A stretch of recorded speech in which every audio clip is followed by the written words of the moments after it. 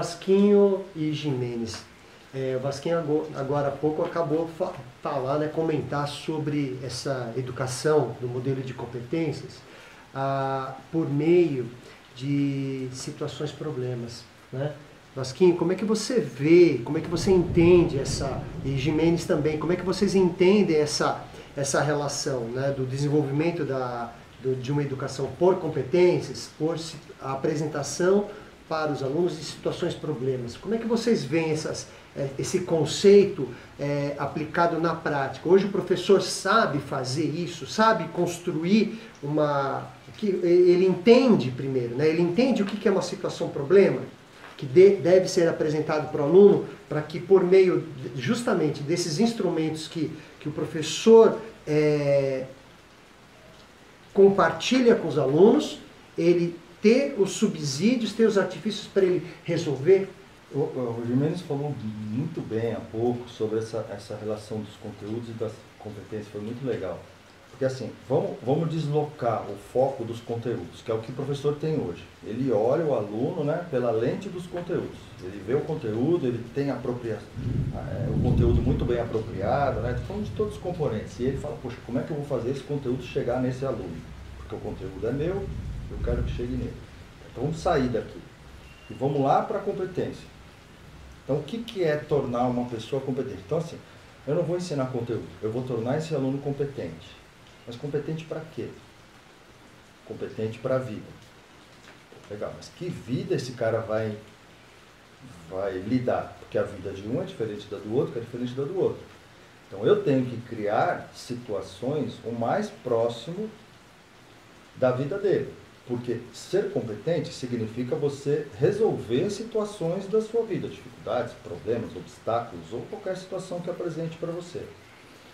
Então, quando você olha a partir da situação problema, você vai saber se ele é competente ou incompetente para resolvê-la. A questão é que competente, incompetente, ele não é ou competente ou incompetente, como a escola faz hoje. Ou ele sabe o conteúdo ou ele não sabe o conteúdo. Então, o aluno faz uma conta de matemática, ele acerta tudo. Na hora dele passar um número daqui para cá, ele errou o número, o resto do raciocínio dele está perfeito, o resultado deu 2, era 3 e ele está errado. No modelo por competências, existe uma variável, uma grande variação para a pessoa ser competente ou não. Por quê? Porque para você ser competente, são inúmeras habilidades que você tem que ter. Isso é uma coisa. Então, às vezes o aluno é hábil para um momento, mas às vezes, por um momento similar, a gente, né? Se eu estou aqui, vamos resolver a questão... não sei, vamos dirigir um carro para ir embora. Eu sei dirigir, vou dirigir o carro e vou embora. Legal, mas eu nunca peguei um carro automático. Eu não sei dirigir o carro automático. Então eu sou incompetente em dirigir o carro automático. É a mesma situação de dirigir, mas eu não tenho habilidade para dirigir um carro automático. Ou dirigir um ônibus, ou uma caminhonete, ou um carro antigo que tem aqueles câmbios assim. Sim, lembra, né? Nossa, caminhonete que a gente andava. Câmbio assim, Enfim, então... Esse modelo por competências, ele traz fala, professor, abre o olho, porque não é só certo e errado. A segunda coisa é, quando você coloca o aluno numa situação problema, dificilmente um conteúdo de uma disciplina vai fazer com que ele resolva aquela situação problema. Então, por si só, o modelo por competências, ele é interdisciplinar, porque ele vai ter que ter necessidade de diversas habilidades que vêm de diversos componentes, de diversos modos diferentes para resolver aquela situação problema. Então, quando eu tiro o olho do conteúdo e vou lá para a competência, eu começo a falar, bom, eu vou colocar esse aluno numa situação problema que o faça ter a necessidade desse conteúdo para resolver. Quando o aluno fala, puxa, esse conteúdo é muito importante para eu resolver isso, o conteúdo passa a ter um enorme significado para ele. E ele passa a perceber que quanto mais conhecimento ele tem, mais competente ele se tornará. Então ele passa a valorizar os conhecimentos. Então no fim, quando o aluno fala, mas por que eu vou aprender isso e tal? Se você coloca ele numa situação problema, ele vê que o conhecimento é importante, ele passa a valorizar. Nessa aplicação dos conhecimentos, aí que está.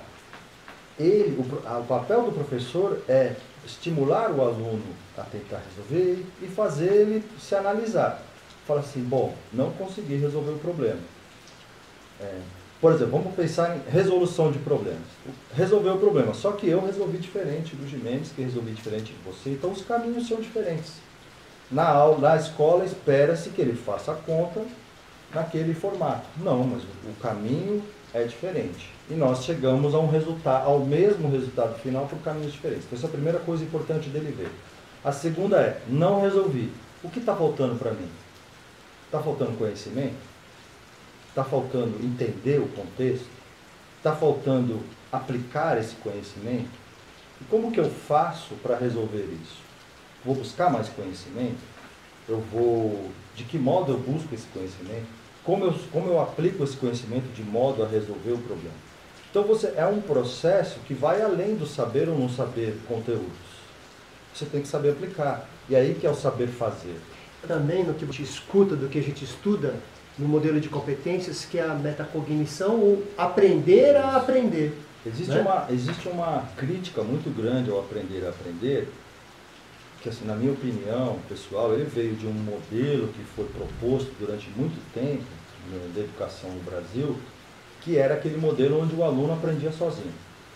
Então o aluno aprender sozinho, o papel do professor era secundário ou às vezes até pouco importante, e o aluno aprendia por ele mesmo, ele construía o seu conhecimento e tal.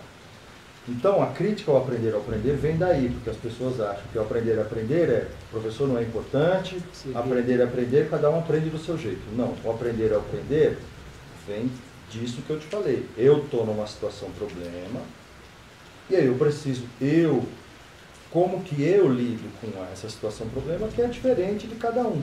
E a partir dos meus recursos que eu tenho, eu vou buscar aqueles que me faltam para resolver. Então eu aprendo sobre como eu aprendo as coisas. Por quê? Porque quando esse garoto sair da escola, os conteúdos de hoje talvez tenham mudado, talvez tenham surgido conteúdos novos, talvez o mercado exija outras coisas. Esse raciocínio ele exige você entender a dimensionalidade do conteúdo, espacial e temporal. E, portanto, a ideia de complexidade que envolve. Espacial, na medida em que o que é válido aqui poderá não ser lá. O que é bom aqui poderá não ser lá. O que é valorizado aqui poderá não ser lá. E temporal. O que é valorizado hoje pode não ter sido no passado, e o que é valorizado hoje poderá não ser valorizado no futuro. Essas duas questões, elas reduzem de tal maneira a importância do conteúdo, porque se a gente pensar em apropriação da cultura, para qual cultura eu estou preparando? Exato. Então, hoje em dia ainda, né? O apelo da competência, ele é mais forte porque ele cria, sim, condições de apropriar-se da cultura. Esse talvez seja o desafio. Além de ser mais inclusivo. Não podia deixar de falar na inclusão. Que esse é um dos desafios da escola hoje. Sim, claro. Por que ele acaba sendo mais inclusivo? Existem várias formas de você incluir. As pessoas insistem também, até porque é mais palpável para o professor, que a inclusão ela acontece, falta material, falta... De novo, a gente encontra as justificativas, as barreiras, os elementos que são concretos operacionais, que talvez seja aquilo que o professor mais tem condição de observar. Mas as grandes barreiras, elas são de outra ordem. As grandes barreiras, elas se consolidam, são atitudinais, portanto, o olhar para o conhecimento, mas elas aparecem onde? Nos conteúdos, nos objetivos, nas estratégias e na avaliação. Então eu posso incluir por meio de objetivos diferentes e mobilizando competências diferentes. Quem disse que eu vou ter que mobilizar as mesmas? Eu posso incluir ao trazer conteúdos novos, mas contextualizados. E quando eu trago conteúdo novo, sabe o que significa? Eu balanço todo mundo. Se eu trago o mesmo conteúdo, que é o que eu venho fazendo, eu vou dizer o seguinte, eu já sei quem são sempre os melhores, quem vão ser os primeiros a ser escolhidos. E por último, eu posso incluir por meio das avaliações. Né? Eu posso utilizar a avaliação como um meio para as pessoas aprenderem.